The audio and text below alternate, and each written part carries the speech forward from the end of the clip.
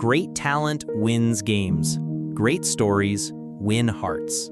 The roar of San Siro in 2010 still echoes. A young Gareth Bale sprinting down the left flank, leaving Maicon and Inter Milan in his wake, scoring a hat trick that made Europe stop and stare. Fast forward just a few years later, and the same man, now a 5-time Champions League winner, sat on Real Madrid's bench, laughed off by fans and media, reduced to a meme holding a golf flag. How did the Premier League's most electrifying prodigy, once valued at over 100 million euros, become a Galactico outcast?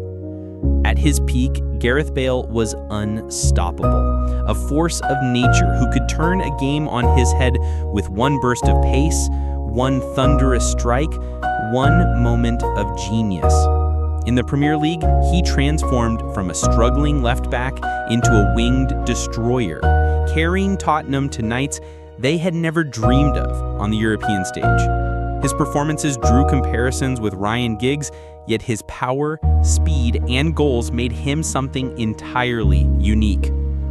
In 2013, Real Madrid shattered the world transfer record to bring him to Spain, paying over 100 million euros. The expectation was clear.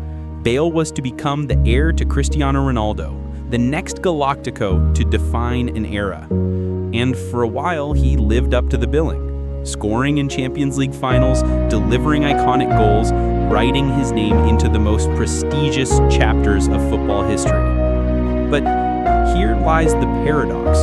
While Bale was conquering Europe, he was never fully embraced.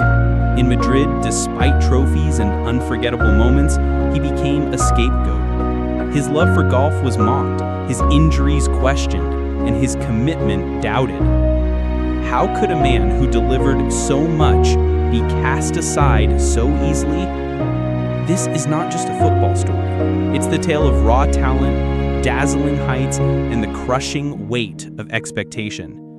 And to understand how Bale's journey turned from prodigy to pariah, we must return to where it all began, the streets of Cardiff. Gareth Bale's career is a battle between glory and rejection. In England, he rose from an unlucky left back to the most thrilling winger in the league. In Spain, he delivered the biggest prizes in world football, yet was ridiculed as an outsider. The stakes of his story are clear. To chase greatness often means paying the price of isolation. For Bale, the reward was immortality on the biggest stages. The cost was the respect he never fully received. And so his journey forces us to ask, what truly defines a legacy? The trophies you win, or the way you are remembered? Gareth Frank Bale was born on July 16, 1989, in Cardiff, Wales, a city better known for rugby than for producing global football icons. His father, Frank, worked as a school caretaker, while his mother, Debbie, was employed in operations at a local university. Their life was modest, but what set young Gareth apart was not wealth or privilege. It was raw, almost unnatural athleticism. From an early age, Bale's physical gifts stunned those around him. At Whitchurch High School in Cardiff, the same school that also produced rugby superstar Sam Warburton, Bale became a phenomenon. By the age of 14, he could run the 100 meters in just 11.4 seconds, an astonishing pace for someone barely into their teens. His physical education teacher even imposed restrictions during school matches. Bale was only allowed to use his weaker right foot, because otherwise his dominance with his left would make games unbalanced. But Bale was more than just a sprinter. He combined speed with an incredible knack for striking the ball cleanly, particularly from set pieces. Friends remember how he would stay behind after training, practicing free kicks endlessly, trying to curl the ball in from every angle. Even in those early days, he displayed a blend of work ethic and natural talent that foreshadowed what was to come. Though Wales was not known for producing footballing greats beyond Ryan Giggs, Bale's rise felt different. He wasn't just another talented schoolboy. He was an athletic prodigy, someone whose gifts suggested he could break out of the local scene and make an impact on the world stage. And when scouts from Southampton spotted him, it marked the beginning of a journey that would soon carry him far beyond Cardiff schoolyards. Bale's professional journey began at Southampton, a club renowned for nurturing young talents. At just 16 years and 275 days, he made his debut for the Saints in April 2006, becoming the second youngest player ever to represent the club. Almost immediately, he showed flashes of brilliance, most notably with his free kicks. Just weeks after his debut, Bale scored his first senior goal, bending in a trademark left-footed strike against Derby County. At Southampton, Bale was initially deployed as a left back. His explosive runs from deep, coupled with his ability to deliver crosses and score from dead ball situations, made him stand out. He wasn't just a defender, he was a weapon. It didn't take long for Premier League clubs to take notice. By 2007, Tottenham Hotspur secured his signature in a deal worth up to £10 million, serious money for a teenager still finding his place. Yet his early years at Spurs were anything but smooth. Struggling with injuries and inconsistencies, Bale endured a remarkable and somewhat cruel statistic. Tottenham failed to win any of his first 24 league matches when he started. The press began to label him a jinx, and whispers emerged that Spurs might have made a mistake. Critics questioned whether Bale could survive the physical and mental demands of the Premier League. But beneath the setbacks, coaches and teammates recognized his potential. Harry Redknapp, who later became his manager, recalled that even as a left back, Bale had something rare, an ability to change games with a single moment. Slowly, Tottenham began experimenting, pushing him further forward, freeing him from strict defensive duties, and allowing his speed and power to wreak havoc higher up the pitch. The transformation wasn't immediate, but it was brewing. Bale was learning to channel his natural gifts into an attacking force. By the late 2000s, despite the injuries and unlucky runs, the glimpses of what he could become were unmistakable. He was no longer just a left back with a sweet left foot. He was evolving into a player who could terrorize defenses. And then, in 2010, came the moment that would change everything.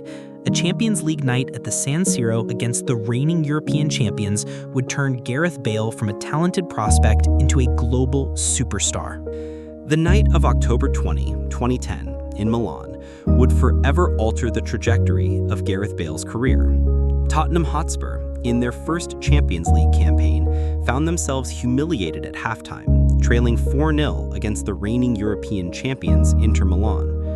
Reduced to 10 men after Aurelio Gomez's red card, Spurs seemed destined for a crushing defeat, but then came Bale. From the left wing, he erupted into life. In the 52nd minute, he picked up the ball near his own half, surged past Maicon, one of the world's best right backs at the time, and rifled a left-footed strike into the far corner. It was a consolation goal, but it signaled something more. Bale was unplayable when unleashed. Minutes later, he repeated the feat, this time driving the ball low past Julio Cesar. And as the clock wound down, he completed a stunning hat-trick. Each goal a mirror of the last. Raw pace, unstoppable power, a finish that screamed inevitability. Although Tottenham lost 4-3, the football world was now on notice. A week later, at White Hart Lane, Bale destroyed Inter again, running Maicon ragged and delivering 2 assists in a famous 3-1 victory. That 2-game stretch was a coming-of-age story broadcast on the grandest stage. Pundits declared Bale among Europe's brightest stars. Fans compared his surging runs to the legendary Ryan Giggs. But this wasn't just hype. Over the next seasons, Bale refined his game, morphing into Tottenham's talisman. By the 2010-11 campaign, he was named the PFA Players' Player of the Year, a remarkable feat for someone once considered a transfer flop. His evolution from unlucky left back to world-class winger was complete. The 2012-2013 season cemented his status. Bale scored 26 goals in all competitions, many of them spectacular. Thunderous long-range strikes, curling free kicks, and last-minute winners. He was unstoppable, carrying Tottenham almost single-handedly into contention for a Champions League spot. That year, he swept the awards, winning both the PFA Player of the Year and the FWA Footballer of the Year. He wasn't just Tottenham's star, he was the Premier League's most electrifying player. Yet, there was a sense of inevitability. Clubs across Europe were circling. The more Bale dazzled, the more it felt like his time in North London was running out. Tottenham adored him, but their ambitions couldn't match his rising stature. And when the call from Madrid came, it was impossible to ignore. Bale was no longer just a Premier League sensation. He was on the verge of becoming the world's most expensive footballer. In the summer of 2013, the football world held its breath as Real Madrid completed a transfer that shattered records. For €100 million, an unprecedented fee at the time, Gareth Bale left Tottenham Hotspur to join the Galacticos. The boy from Cardiff had become the most expensive player in history. Expectations were monumental: to play alongside Cristiano Ronaldo, to lead Madrid into a new era, and to justify a fee that symbolized both ambition and risk. The pressure was immense. The Bale's debut season was a statement. He adapted quickly to the Spanish game, blending his power and speed with Madrid's attacking flair. The defining moment came in the Copa del Rey final of April 2014 against Barcelona. With the score tied late in the match, Bale picked up the ball near midfield. Dani Alves tried to force him off the pitch, but Bale simply accelerated, running outside the touchline before cutting back in, outpacing the Brazilian completely. One-on-one with Jose Manuel Pinto, Bale slaughtered the ball home with icy composure. It was a goal that seemed almost superhuman, the kind of run no defender could contain. That single strike etched his name into Madrid folklore. Just weeks later, Bale rose to the occasion again. In the 2014 Champions League final against Atletico Madrid, he scored in extra time to give Real Madrid the lead, helping deliver the club's long-awaited La Decima, their 10th European Cup. In his very first season, Bale had justified his fee with two of the most iconic goals in the club's modern history. The years that followed only deepened his legend in moments that mattered most. In 2016, Bale was instrumental in guiding Madrid to another Champions League triumph. 2 years later, he delivered arguably the greatest goal in a Champions League final, an overhead bicycle kick against Liverpool in Kyiv, 2018. The audacity, the technique, the execution, it was a goal destined to be replayed for decades. Even Cristiano Ronaldo, known for his own acrobatics, applauded. Bale wasn't just a supporting act, he was the protagonist on Knights of Destiny. Yet Bale's peak was also defined by an uneasy duality. His statistics were exceptional: over 100 goals for Real Madrid, countless assists, and a trophy cabinet boasting 5 Champions Leagues and 3 La Liga titles. But despite these achievements, he never truly earned the unconditional love of Madrid's fans. Injuries interrupted his rhythm, and his quiet, reserved personality stood in sharp contrast to the fiery passion expected in Spain.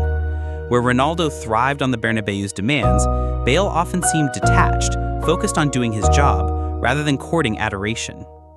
Still, those who judged him harshly could not erase the evidence of his brilliance. Managers trusted him in the biggest matches, and time and again, he delivered.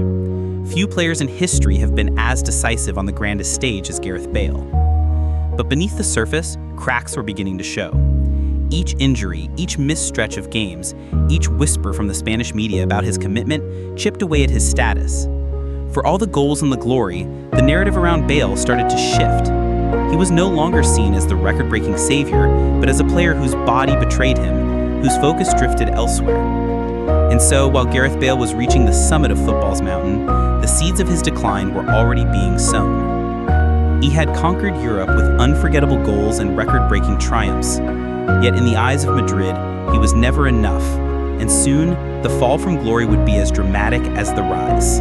For all his brilliance, Gareth Bale's body became his greatest enemy.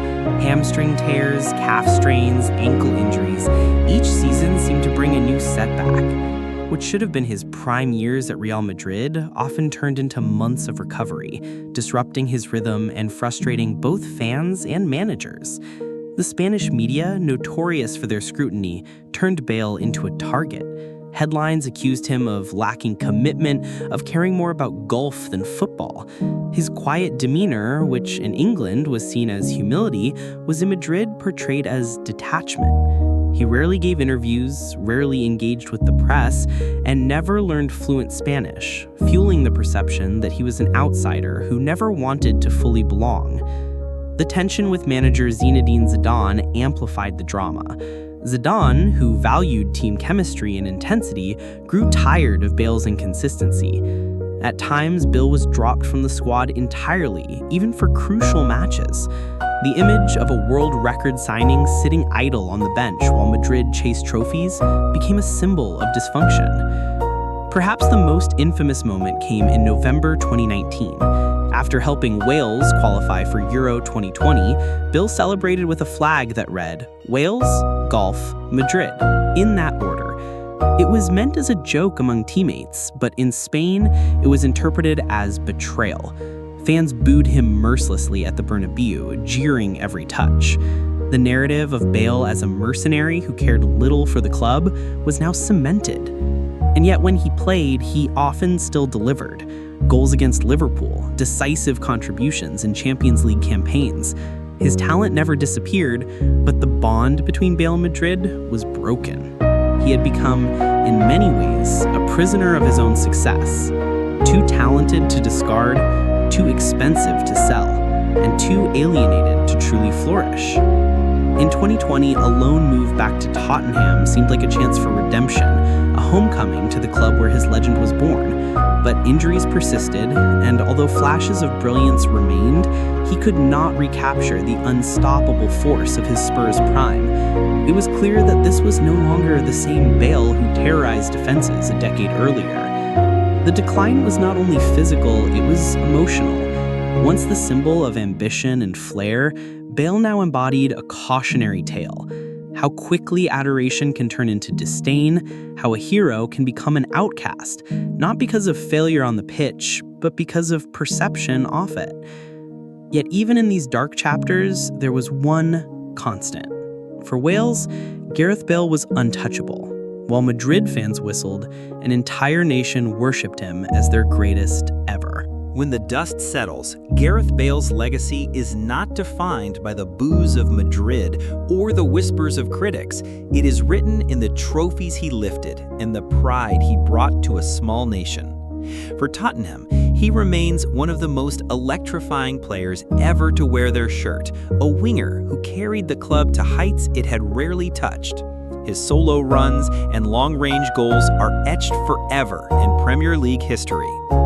For Real Madrid, his record speaks louder than the jeers. Over 100 goals, 5 Champions League titles, 3 La Liga crowns, and decisive strikes in some of the club's greatest triumphs. He may never have won the unconditional love of the Bernabeu, but in the biggest moments, Bale often stood tallest. And for Wales, there is no debate. Bale is their greatest ever, the man who led them to a historic Euro 2016 semi-final and put his country on the global map. To millions of Welsh fans, he is not just a footballer, he is a national hero who turned dreams into reality. In the end, Gareth Bale's career is both inspiring and bittersweet, a reminder that brilliance does not always guarantee adoration, and that legacy is measured not only by how loudly you are cheered, but by how deeply you are remembered. Great talent wins games. Great stories win hearts. This was the untold story of Gareth Bale, a journey from Cardiff schoolyards to the world's grandest stages, from Premier League prodigy to Galactico outcast, and finally, to the eternal icon of Welsh football. If you enjoyed this story, make sure to subscribe and join us as we uncover more of football's hidden journeys. Next time, we'll dive into another Premier League legend whose genius was as dazzling as it was divisive, Harry Kane. Thank you for watching EPL Legacy Stories.